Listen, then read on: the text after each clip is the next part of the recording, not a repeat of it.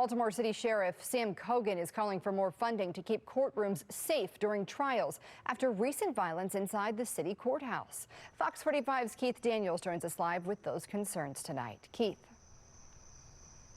Well, Maxine, according to the city's Public Safety Committee, the Sheriff's Office has seen a decline in funding, a steady decline in funding over the last 3 years, down $3 million since fiscal year 2024. And tonight, the sheriff is speaking out over safety concerns.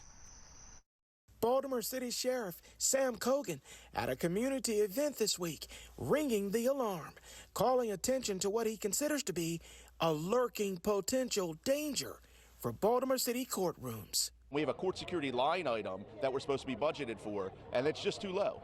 We estimate that there's about a $3 million shortfall for what we need. Sheriff's deputies, in addition to other law enforcement duties, are responsible for security inside courtrooms and for the protection of judges.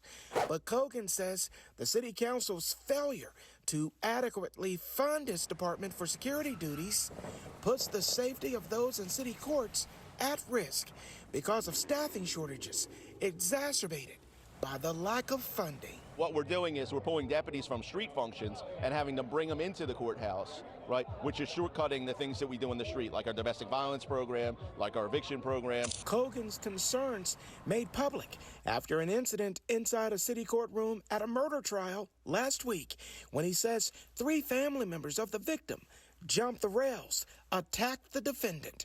Deputies quickly subdued and arrested suspects.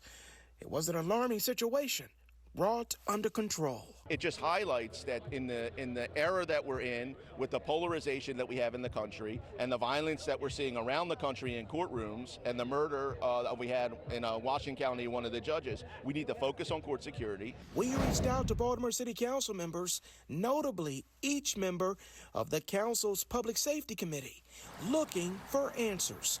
Their response to Cogen's plea. Councilman Mark Conway, we continue to try to find ways to meet the need here, who chairs the committee, responded. Conway says he supports the sheriff, but still, no resolution. I suspect that most do agree that there's a great need to support the sheriff's office. What it takes to get there, the decisions that need to be made, the cuts that would have to be made in order to do that, I think is where you might find disagreement within city officials. You know, I don't want anyone to say they're surprised, you know, that the sheriff didn't speak up and say he's not funded properly for court security.